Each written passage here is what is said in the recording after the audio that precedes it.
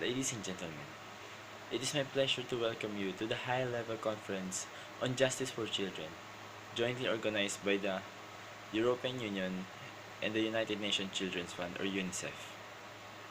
It is a part of our continued support to neighboring and enlargement countries in establishing and reforming their juvenile justice systems, and it's also a reflection of the fact that we are care for our children. In fact, for all the children.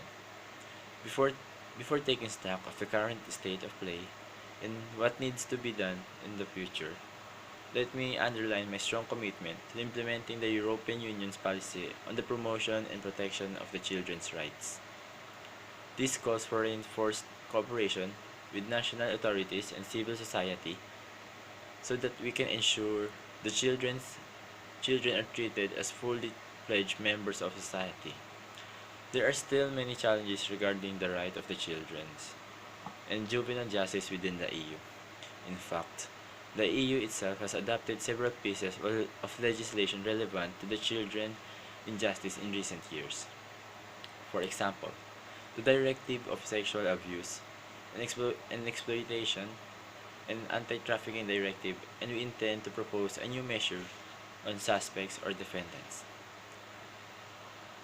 The participation of enlargement countries in this conference is very relevant because the topic of today's conference is a priority area for the EU in the accession process.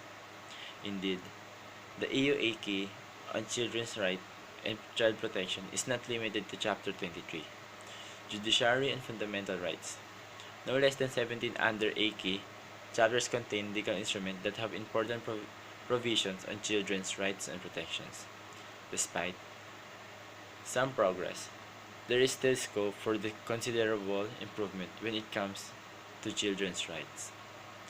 I'm thinking in particular about the need to overcome institutionalization of children and promote the preventive mechanism in support of families. And our concern don't just end here. Let me mention 6 other important areas that need to be addressed. First, lack of prioritizing children's rights in criminal proceedings. Second, lack of adapted facilities corresponding to specific needs to juveniles in detentions. Insufficient free legal aid for juveniles. Repressive responses to juvenile offending. Lack of effective alternatives to detention and hence an overuse of detention. And last, lack of specific measures for child victims, leading to unnecessary trauma and re-victimization.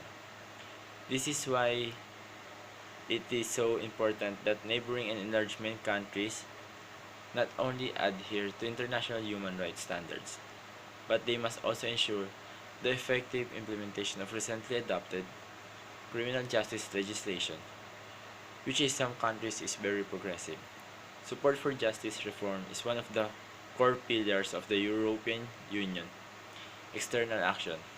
It aims at ensuring judicial independence, impartiality, and integrity, increasing the performance, efficiency, accountability, and transparency of the justice sector, improving access to justice for the poorest and the most vulnerable, and last, improving detention conditions and introducing alternatives to imprisonment. Successful justice reform initiatives are those built on national priorities, enjoying full political commitment and national ownership, as well as reinforced partnership between civil society and state decision makers. I would like to remind you about the ongoing support that the European Commission is providing in the neighborhood and enlargement countries. In the neighborhood countries, the Commission is supporting juvenile justice reform within the rule of law agenda in Ukraine, Georgia, Moldova, Azerbaijan, and Armenia through financial and technical assistance provided by European Neighborhood and Partnership Instrument. In the enlargement countries, the Commission has been providing support through the Instrument for Pre-Accession Assistance to strengthen child protection measures in general, and to support assistance for child victims. Example given: Croatia in context of child sexual abuse, and juvenile justice system in particular in Kosovo, Montenegro, former Yugoslav Republic of Macedonia, and Turkey. Support for society working in the area of child protection has also been provided. Enlargement countries are gradually aligning their legislation with the EU acquis. The Commission is monitoring this process intensively, including when it comes to the rights of the child in the different chapters. On this point, I would like to underline that data collection is an important part of monitoring work. The European Commission supports enlargement and neighborhood countries to strengthen their statistical capacity so that reliable data is available to support modern policy making. We remain committed to supporting projects and policies that enhance child protection systems and strengthen the rights of children, including as victims or in the context of criminal proceedings. Recognizing that juvenile justice reform is a key entry point for the promotion and protection of children's rights. EU support to date in advancing the juvenile justice reform agenda has focused on two areas. First, law reform for the promotion and protection of children's rights, in particular by encouraging and supporting the enactment and review of national legislation to ensure its compatibility with relevant international standards on the right of the child, in particular the Convention on the Rights of the Child, and enhancing the capacity of law enforcement agencies for investigation into the violation of children's rights and the development of child-friendly procedures in pretrial and court proceedings.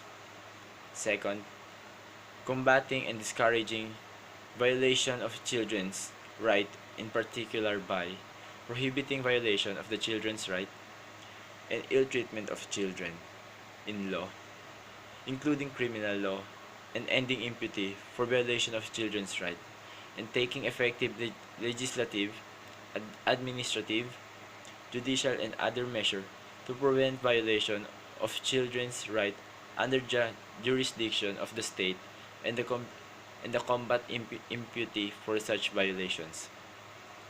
We do not work alone. UNICEF is one of our traditional partners whose vital work in the field is advancing the children's rights agenda. In line with the international standards and best practices, I am particularly proud of the cooperation that we have established with UNICEF to face the consequence of the Syrian crisis. When I was in Jordan recently, I went to Zatari refugees camp in inaugurated a school run by UNICEF and funded by European Commission. Through this concrete cooperation, we are giving children in camps a semblance of normal life, an opportunity to acquire knowledge and rebuilding their lives.